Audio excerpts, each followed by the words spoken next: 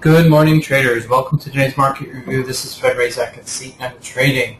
Today is July 4th. July 4th is Independence Day, and the markets, or most of the markets, are either closed or starting late today, so just keep an eye on that. There's no major economic news that is coming out today. Everything's already been done for this week, but I think it's important to go over this week's action, especially after yesterday's big non-farm payroll numbers that came out. Looking at the EURUSD, basically we had a 100 pip retraction yesterday. We've edged up from the lows of 135-ish right here, and now we're just about middle ground, reaching somewhat of a support level here at 136.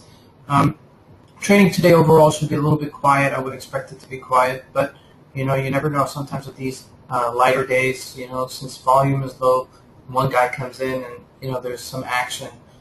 So looking at today, just at the EURUSD, we're at somewhat of a support here. Maybe to buy this little bounce to make 30-40 pips would not be something outside the reality and outside the realm of expectations. I'm keeping a very tight stop loss on it just for today. Looking at the Aussie USD, big retracement yesterday of 140 pips. And so the market really take a turn for the Aussie, and also somewhat at support here.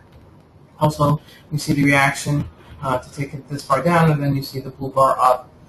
So there is somewhat of a little bit of a reaction or a correction to the reaction from yesterday, as expected. Looking at the GBP USD, still very, very strong on its real highs. Doesn't look like it wants to retrace any, and every time it does retrace, it just continues going higher. So if you are shorted, just be careful and do use stop losses, okay? Because infinity and beyond is where the GBP seems like it's going. Looking at the USD, the Swiss franc got much weaker yesterday, also as a result of some positive numbers that came out. Also a nice rally in the USD here. At somewhat of a resistance, not major resistance, but somewhat of a resistance here.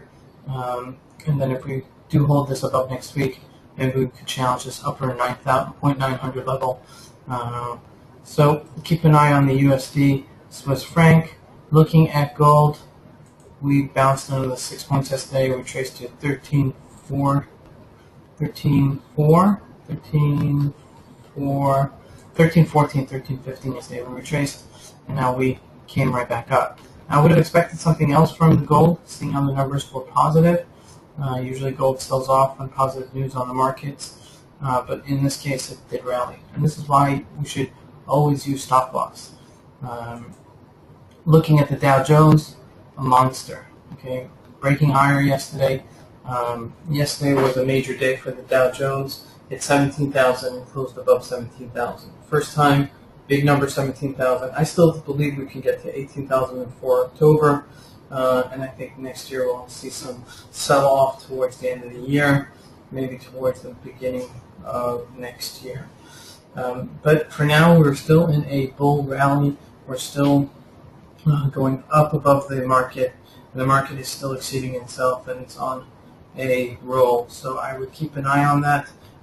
Looking at oil, slowly just selling off.